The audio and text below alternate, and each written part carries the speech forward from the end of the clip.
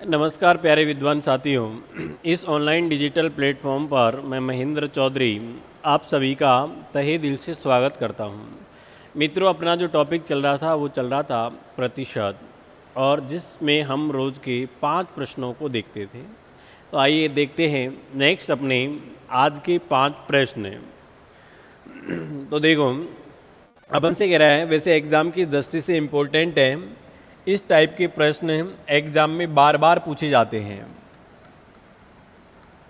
और विशेषकर राजस्थान के एग्ज़ाम में आप भले कोई सा भी पेपर उठा के देख लेना, इस टाइप के बहुत सारे प्रश्न हमारे बार बार एग्ज़ाम में पूछे गए हैं। देखो, अपन से कह रहा है कि किसी सिनेमा हॉल की टिकट दर में 30% की कमी कर देने के बाद दर्शकों की संख्या में 40% की वृद्धि हो जाती है। तो बताइए, सिनेमा हॉल की आय पर क्या प्रतिशत प्रभाव पड़ेगा। ठीक है, तो हमसे कह रहा है कि भाई कोई सिनेमा हॉल है, उसकी टिकट दर में क्या कर दी जाती है, 30% की कमी। अब देखो, कमी है तो मैं माइनस लिख रहा हूँ। अब जैसे ही सिनेमा हॉल की टिकट दर में कमी करी, तो टिकट दर में कमी करने के तुरंत बाद बताओ दर्शकों की संख्या में क्या हो जाती है, 40% की वृद्धि हो जाती है। यानी दर्शकों की जो संख्या है उसमें 40% की भाई क्या हो रही है, वृद्धि हो रही है। ठीक है, वृद्धि को प्लस से लिखो चाहे मत लिखो, अपन को पता लग जाता है।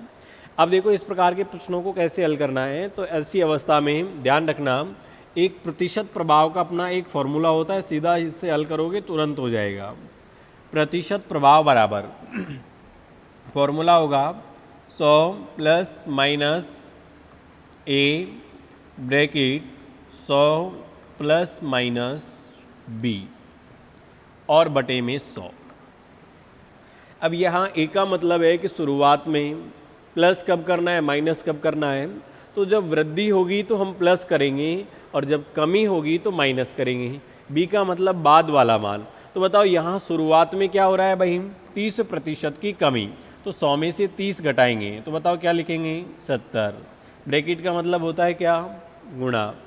फिर देखो, 100 में 40 ऐड करूँगा तो कितना हो जाएगा, 140। क्लियर है बात यहाँ तक, यानी 140 हो गया। और इसमें बताओ हम भाग देंगे किसका, 100 का।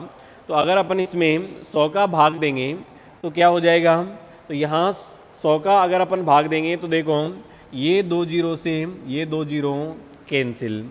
14 को 7 से मल्टीप्लाई करूँगा तो ये आएगा 98। और हमेशा आपको ध्यान रखना है कि इस प्रकार के प्रश्नों में हल करने पर जो भी मान आए, तो वो मान 100 से जितना कम होगा, यानी 100 से जितना कम होगा उतनी हानि हो जाएगी, 100 से जितना ज़्यादा होगा उतना लाभ होगा। तो बताओ, अपन से पूछ रहा है कि सिनेमा हॉल की आय पर क्या प्रभाव पड़ेगा। तो भाई, सिनेमा हॉल की आय पर क्या प्रभाव पड़ेगा। तो देखो, प्रतिशत का मामला 100 है, तो इसका मतलब ये 100 से कम है या ज़्यादा है। आप कहोगे कम है, तो इसका मतलब सिनेमा हॉल की आय में कमी हो जाएगी।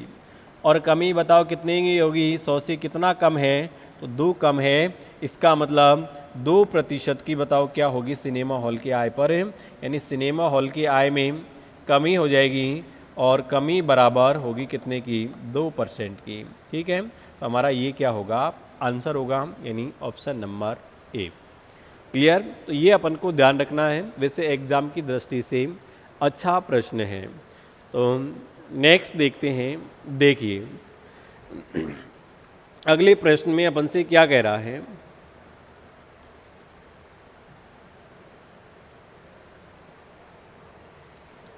अगले प्रश्न में अपन से कह रहा है, रमेश की मजदूरी में 40% की कटौती कर दी गई और बाद में 40% की वृद्धि कर दी जाए, तो बताइए रमेश की मजदूरी पर क्या प्रभाव पड़ेगा। और ये वेरी वेरी इंपॉर्टेंट प्रश्न है।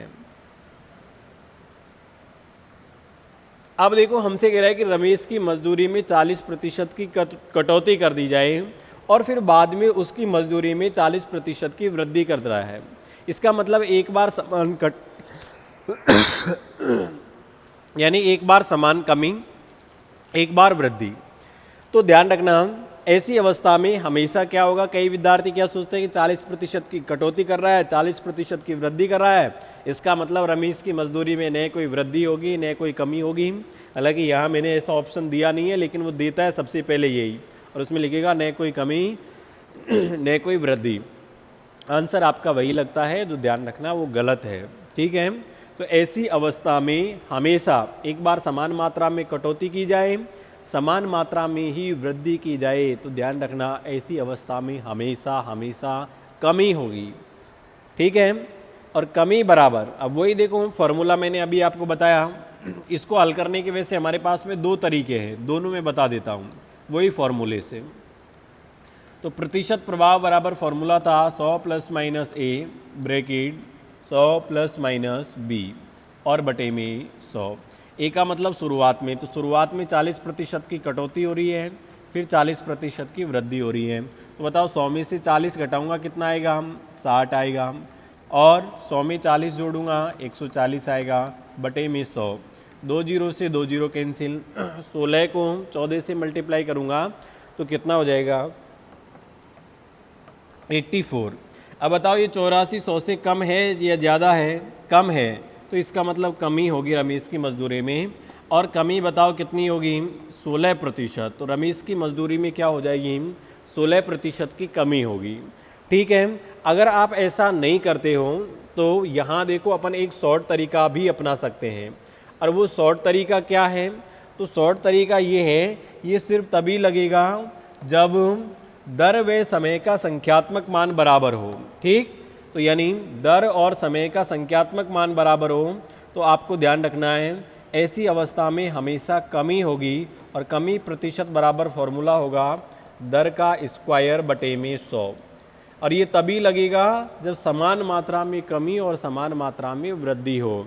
तो देखो 40, दर क्या है 40, तो 40 का स्क्वायर करना है, इसका मतलब 40 को 2 बार लिखना है, और गुणा कर यानी भाग देना है 100 से, तो 2 जीरो से 2 जीरो कैंसिल, 4 को 4 से मल्टीप्लाई करूंगा तो 16%। बताओ वही 16% कमी आई या नहीं आई। तो आप सीधा इसको ऐसे भी हल कर सकते हो, और ऐसा कब हल करोगे, जब समान वृद्धि और समान कमी होगी, तो ही ये लास्ट वाला तरीका लगेगा। नहीं तो ये वाला अपना सदाबहार है, इसमें समान हो या असमान हो ये तरीका हमारा लग जाएगा। ठीक है, अब देखो अगला प्रश्न देखते हैं अपन, देखते हैं अगले में क्या पूछ रहा है अपन से।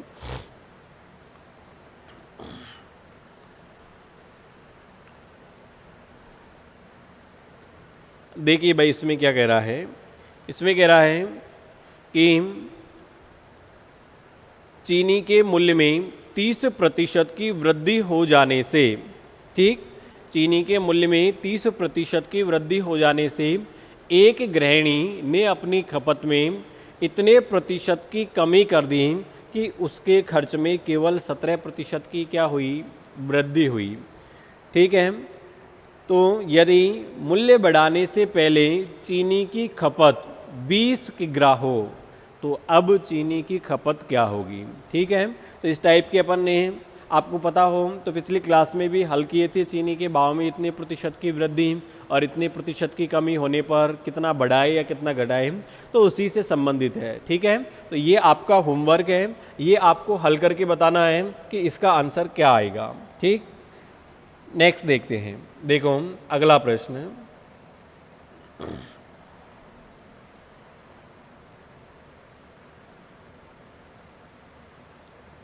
देखो इसमें कह रहा है किसी संख्या के 40% में से 40 घटाने पर 40 शेष बचता है, तो वह संख्या क्या है। यानी हमको ज्ञात करनी है संख्या। बताओ संख्या अपन को दे रखी है क्या, तो आप कहोगे कि संख्या हमको नहीं दे रखी है, तो अपन मान लेते हैं कि बताओ संख्या क्या है, x है।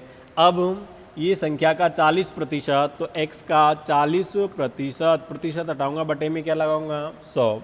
40% में से 40 घटाने पर 40 शेष बचता है, तो मैंने ये लिख दिया है। ठीक है, अब देखो ये हो जाएगा 40x बटे में 100 बराबर, ये 40 भाई किसका है, माइनस का है, इधर जाएगा प्लस का हो जाएगा, और 40 और 40 बताओ कितने हो गए 80, इसके नीचे कुछ नहीं है, 1 मान लिया। अब देखो 0 से ये 0 कैंसिल, 4 से कटेगा 4 दूनी 8। हमें x की वैल्यू चाहिए, इसलिए अपन इसको क्या करेंगे भाई, क्रॉस मल्टीप्लाई करेंगे। तो x को 1 से गुणा करूँगा तो x आएगा, 2 को 100 से गुणा करूँगा तो 200। तो बताओ हमारी संख्या जो है वो क्या है, 100 है, सॉरी 200 है। अगर आप ऐसा नहीं करते हो तो देखो आप इसको दूसरे तरीके से भी हल कर सकते हो। और दूसरे तरीके से कैसे हल करोगे, देखो अपन से कह रहा है किसी संख्या के 40% में से 40 से घटाने पर 40 शेष बचता है। ठीक है, तो परसेंट एक तरफ, संख्या एक तरफ, तो 40% इस तरफ लिखेंगे। ये 40 इधर जाएगा तो ये हो गया 80। ठीक है, तो 40% बराबर है 80, तो 1% बराबर कितना होगा, तो ये हो जाएगा भाई 80/40। और जब 1% बराबर ये होगा तो प्रतिशत का मामला है, बताओ किससे गुणा करेंगे, 100 से। तो 40 दूना 80, 2 को 100 से मल्टीप्लाई करूँगा तो 200। तो बताओ संख्या है वो क्या आई, 200 आई। ठीक है, नेक्स्ट इसके जैसा एग्जाम्पल मैं आपको लिखता हूँ, ये तो आपको उतारना है। इसके बाद में देखो सेक में यही प्रश्न है, बस यहाँ डिजिट चेंज कर रहा हूँ, वो आपको कमेंट बॉक्स में बताना है कि उसका जवाब क्या होगा। तो यहाँ 40 की जगह मैं लिख रहा हूँ किसी संख्या के 27.5% में से 27.5 घटाने पर और 27.5 शेष बचता है, तो वह संख्या क्या है। ठीक, ये सॉल्यूशन जो है ये तो अपना जो मेन सवाल है उसका है। इसके बाद में आपको होमवर्क में दे रहा हूँ, सवाल यही है, बस यहाँ मैंने डिजिट चेंज कर दिए तो सवाल बदल गया। तो किसी संख्या के 27.5 में से 27 यानी 27.5% में से 27.5 घटाने पर 27.5 शेष बचता है, तो संख्या क्या है ये आपको बताना है। ठीक है, नेक्स्ट आज का आखिरी प्रश्न देखते हैं। देखिए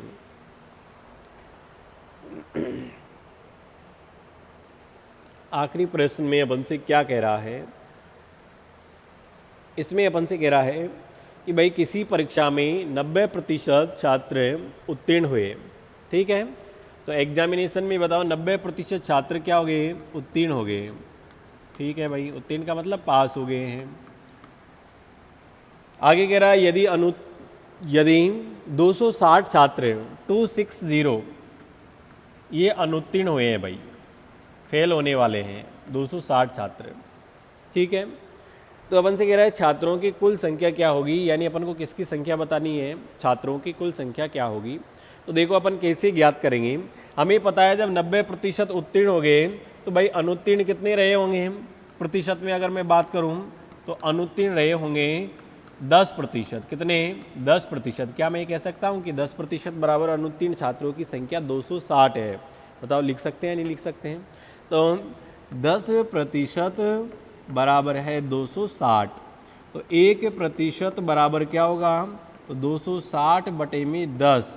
और जब 1% बराबर ये है तो प्रतिशत का मामला है, बताओ किससे गुणा करेंगे, 100 से।